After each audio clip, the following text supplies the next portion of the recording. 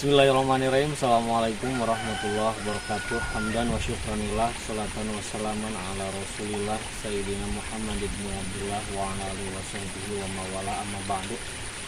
Yang saya hormati Bapak dosen, Bapak Durul Syuhada MPD. Mungkin di waktu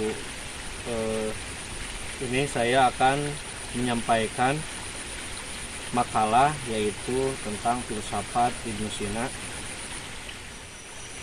Sebelum membahas tentang karyanya, mungkin saya akan membahas tentang biografi Ibnu Sina, yaitu nama lengkapnya Abu Ali Al-Husain Ibnu Abdullah Ibnu Al-Hasan Ibnu Ali bin Ibnu Sina.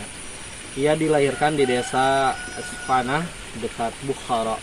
Mungkin saya kurang lebih tahu itu daerahnya.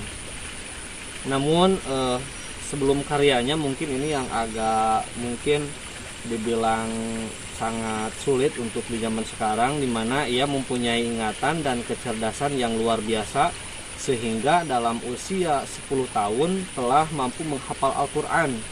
Jadi Ibnu Sina itu mempunyai kelebihan, yaitu ketika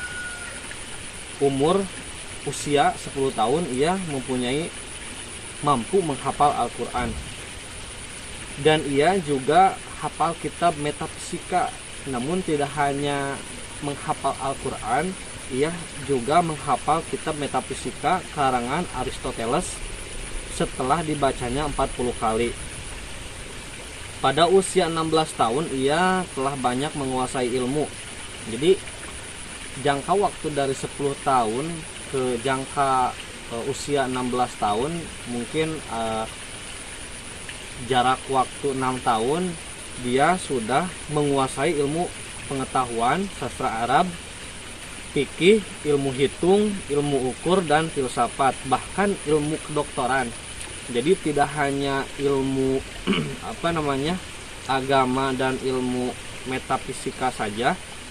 Mungkin Ibnu Sina itu juga mempunyai kelebihan, yaitu ilmu kedokteran yang dipelajari sendiri.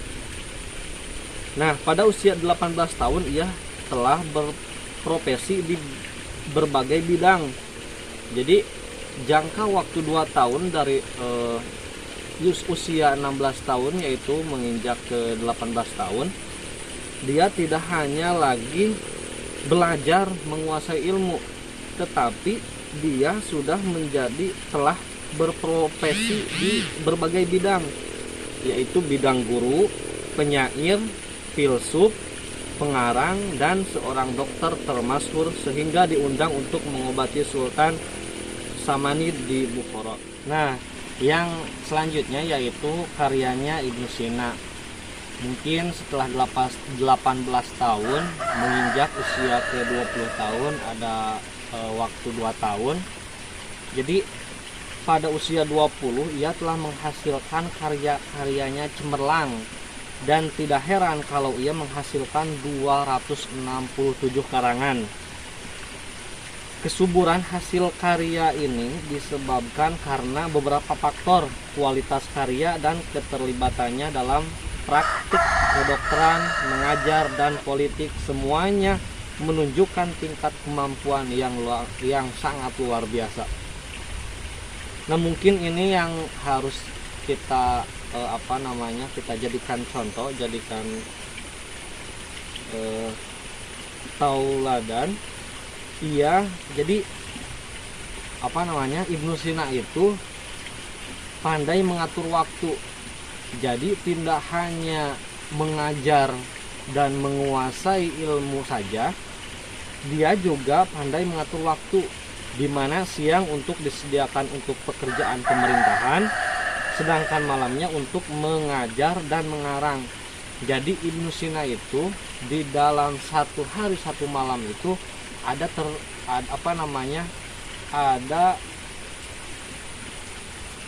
waktu yang diatur. Jadi untuk siang yaitu disediakan untuk pekerjaan kepemerintahan. Jadi tidak hanya menguasai ilmu agama saja, namun dia juga menguasai ilmu kepemerintahan. Jadi di siang hari ia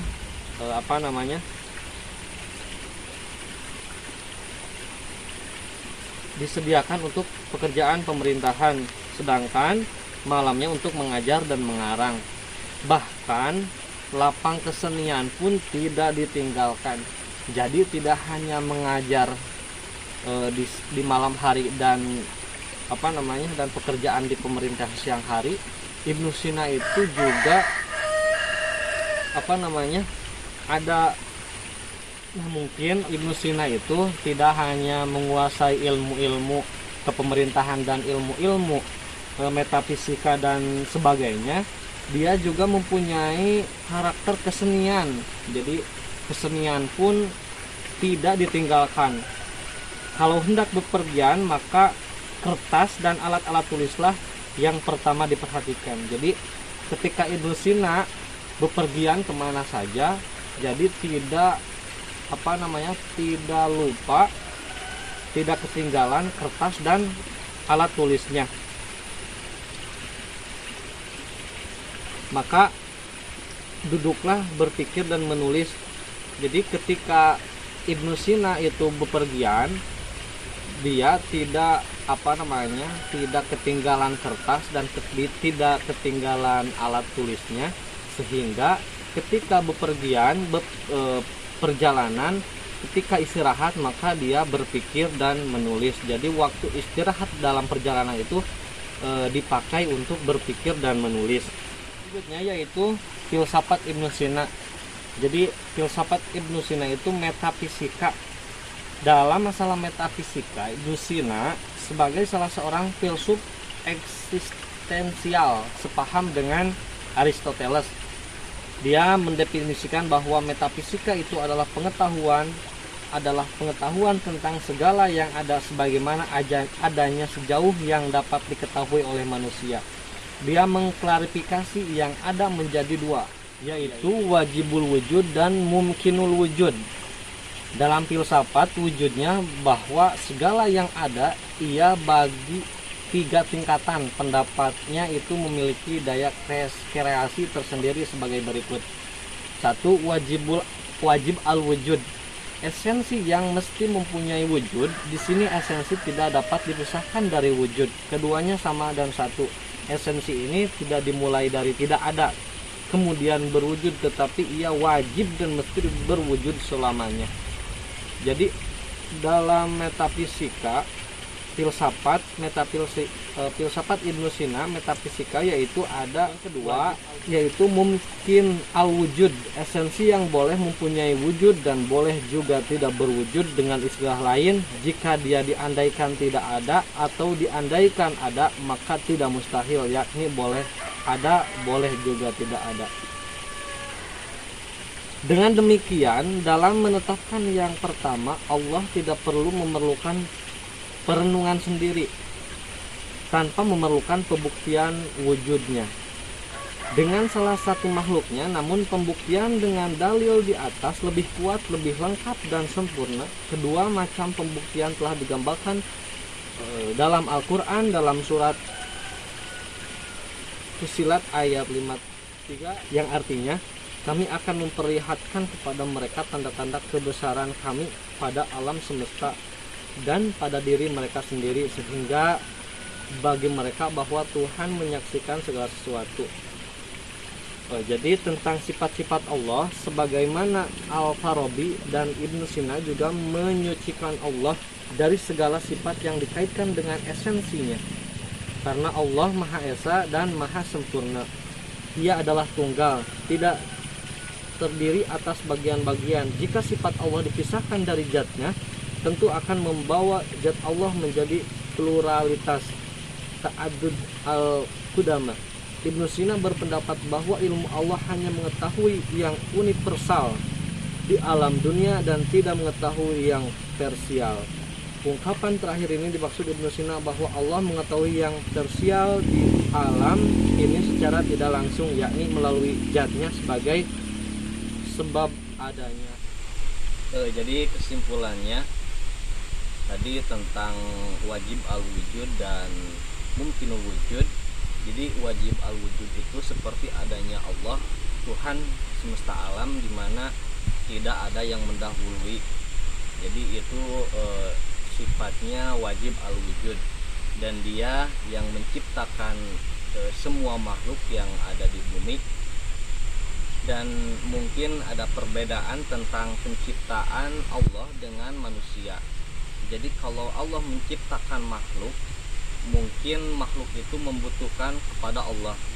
Tetapi manusia kalau menciptakan sesuatu seperti halnya arsitek, dan dia tidak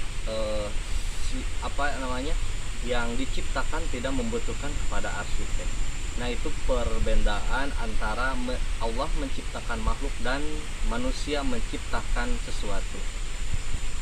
Yang selanjutnya yaitu mumkinul al-wujud. Mengenai tentang sifat mumkinul al-wujud, sifat mumkinul al-wujud itu seperti halnya kita sebagai manusia, mungkin adanya dan mungkin tidak adanya. Jadi kalau kita tidak ada, tidak mustahil, maka kita sebagai manusia tidak pantas untuk disombongkan, karena hakikat sifat kita hanya mumkinul wujud, bukan wajib al-wujud. Jadi mari kita sama-sama membenahi diri supaya rasa sombong kita di hati tidak ada.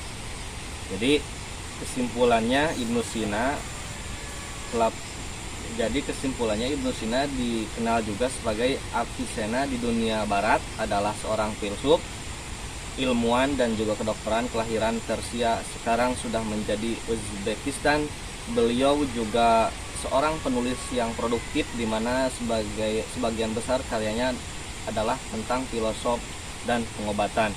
Di antara karya Ibnu Sina ini yang terpenting adalah As-Sifa, An-Najah, Al-Isyarah, Al-Qanun fi Al-Kib, Al-Hikmah, Al-Arudiyah, Al-Hidayah, Ar-Rais, Ar-Risalah, Al-Kalam, Al-Nafs, Al-Nasin, Al-Mantiq, Al-Masyikin. Dan Ibnu Sina juga mengemukakan pemikirannya tentang filsafat, antara lain filsafat metafisika, filsafat jiwa, filsafat kenabian, filsafat tasawuf, hukum sebab musabab, Tuhan maha pengatur dan maha tahu, serta pandangan hidup tentang akal. Mungkin cukup sekian dari saya, mohon maaf bila ada kata-kata yang salah, mungkin kesalahan dari saya. Kalaupun ada kebenaran mungkin hanya dari Allah. Wallahul muwaffiq ila aqwamit thoriq. Wassalamualaikum warahmatullahi wabarakatuh.